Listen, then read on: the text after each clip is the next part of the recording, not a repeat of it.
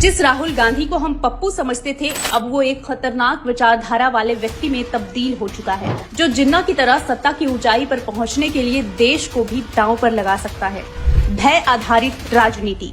जिन्ना समझ गए थे कि गांधी जी के रहते वो देश के प्रधानमंत्री नहीं बन पाएंगे, क्योंकि उनका झुकाव नेहरू की तरफ था। इसीलिए जिन्ना ने हिंदू डोमिनेटेड इंडिया की पट्टी अपने पूरे समुदाय को पढ़ाई।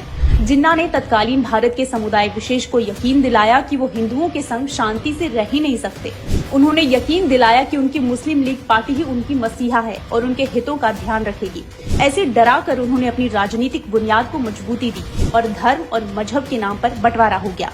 वो एक देश के मालिक तो बन गए, लेकिन पाकिस्तान का क्या हुआ आज सबके सामने है। राहुल गांधी भी उसी तरह से उसी प्रतिष्ठित कुर्सी का पीछा करने में आज बाहरी ताकतों को दावा दे रहे हैं दखल अंदाजी करने का। बांग्लादेश जैसे हालात यहाँ भी पैदा करने के लिए वो देश विरोधी ताकतों से मिल रहे हैं और लोगों को पट्टी पढ़ा रहे हैं। देश में लोकतंत्र मर गया है। युवा और किसानों को बहकाकर जिन्ना की तरह वो भी अपना राजनीतिक आधार मजबूत करने में लगे हैं। वो पीएमओ तक तो ऐसे पहुंच सकते हैं, लेकिन सोरोसवादी देश का क्या करेंगे वो नहीं सोचा।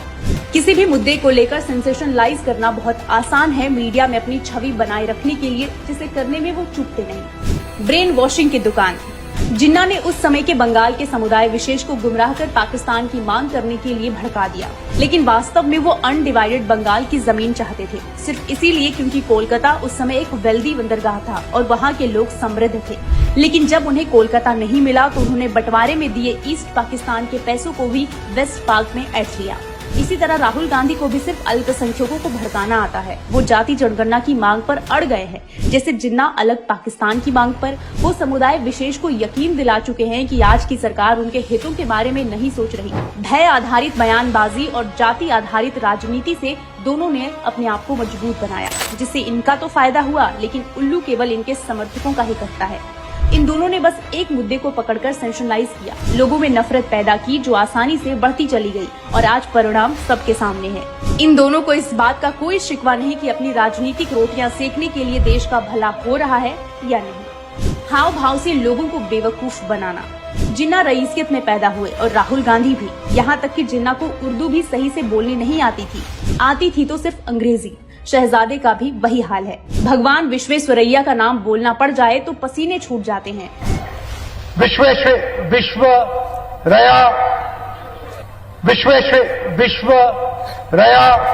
जिन्ना ने अपनी पूरी जिंदगी सूट बूट में बिताई, लेकिन अंत में शेरवानी पहननी शुरू कर दी, सिर्फ लोगों को भरोसा दिखाने के लिए कि वो भी उनके जैसे ही है।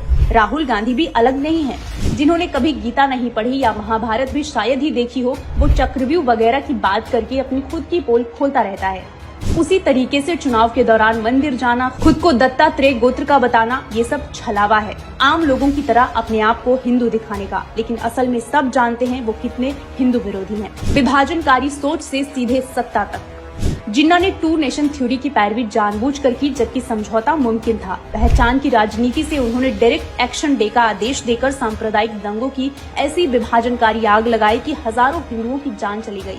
राहुल गांधी भी जानबूझकर ऐसी सांप्रदायिक रणनीति का सहारा ले रहे हैं। बहुसंख्यक सवर्ण और ब्राह्मण का हौवा बनाकर वो अल्पसंख्यकों में ऐसी भावना जगा चुके हैं कि आज भी एक पर्व की यात्रा बिना पथराव के नहीं निकलती।